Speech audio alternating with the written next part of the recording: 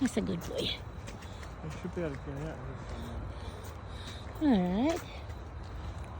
Return to your car by this entry exit.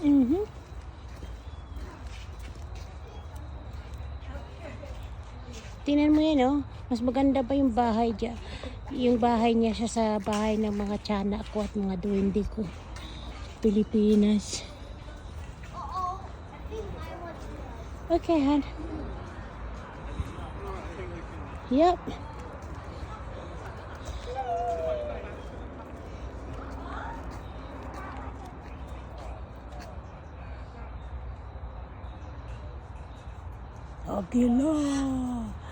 Agila, nasaan ka na?